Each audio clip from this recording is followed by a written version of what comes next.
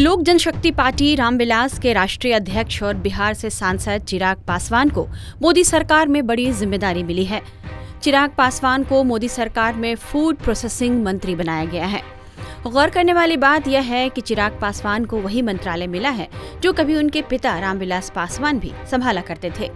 चिराग पासवान ने अपना पदभार संभाल लिया है। पदभार संभालने के लिए वे जब मंत्रालय पहुंचे तो उनके गले में राम नाम का पटका भी था।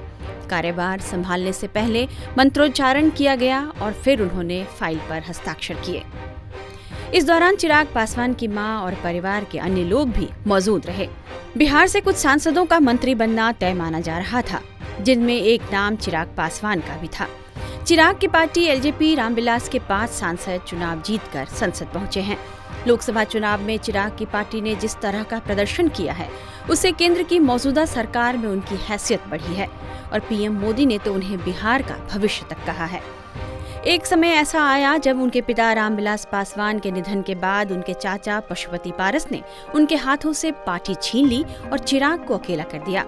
चिराग को 14 जून 2021 को उस वक्त झटका लगा जब उनके चाचा पशुपति पारस ने खुद को लोजपा के नेता के रूप में घोषित कर लिया।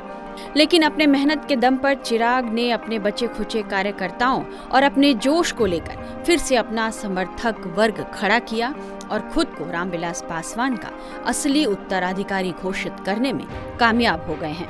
9 जून को जब चिराग पासवान शपथ ग्रहण कर रहे थे, उस समय उनकी मां रीना पासवान बेहद खुश नजर आ रही थी।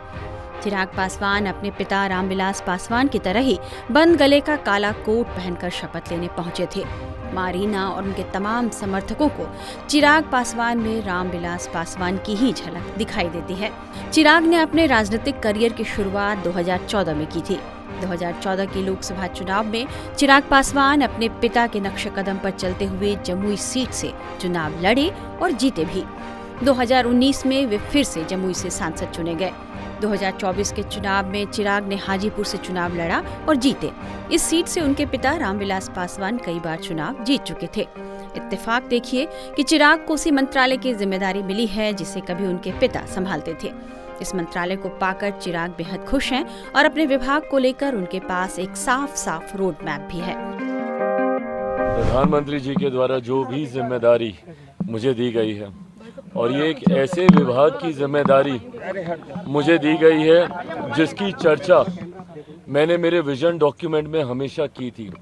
मैंने बिहार फर्स्ट बिहारी फर्स्ट में जो मेरा विजन है उसमें मैंने हमेशा इस बात का मैंने जिक्र किया था कि प्रोसेसिंग यूनिट्स जब तक हमारे प्रदेश में नहीं लगेंगे, खैर अब तो खैर देश भर की ये बात है, देश भर में जब तक नहीं लगेंगे तब तक हम लोग सही मायनों में जो उत्पादन हमारे किसान करते हैं उसकी सही कीमत उनको नहीं मिलेगी।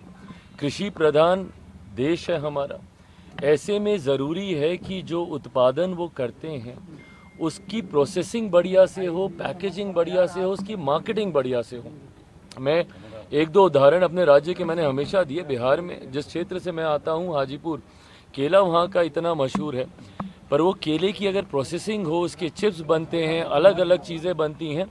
ऐसे में इन यूनिट्स का बहुत बड़ा योगदान है। मखाना आज देश में ही नहीं दुनिया में आज उसकी पहचान है, जाना जाता है। उसके प्रोसेसिंग यूनिट्स लगने की ज़रूरत है।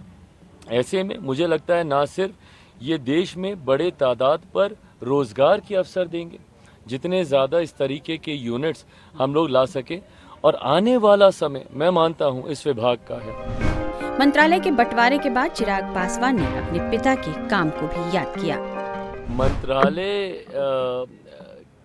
की पहचान जो मंत्री हैं वो उसको किस तरीके से आगे लेकर जाते हो। मैं बार बार कहता हूँ, मेरे पिताजी ने कई ऐसे मंत्रालय संभाले जो जब उनको दिए गए तो कई लोगों ने इसी तरीके की बातें उस वक्त कही जाती थी, और उस मंत्रालय से उनके जाने के बाद सबसे महत्वपूर्ण मंत्रालयों में से वो हो गया।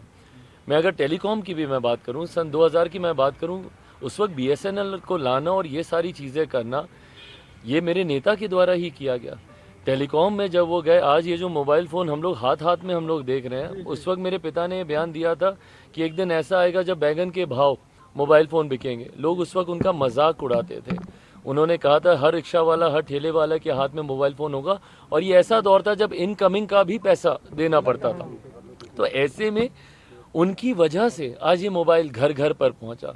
तो आपके अंदर अगर वो विजन है, वो सोच है, अंतोगत्वा लक्ष्य सबका जनता की सेवा है, जनता को लाभ दिलाना है। चिराग पासवान ने साल 2011 में अभिनेत्री कंगना रनौत के साथ एक फिल्म करने के बाद बॉलीवुड को अलविदा कह दिया, क्योंकि यहाँ वे फ्लॉप साबित हुए थे।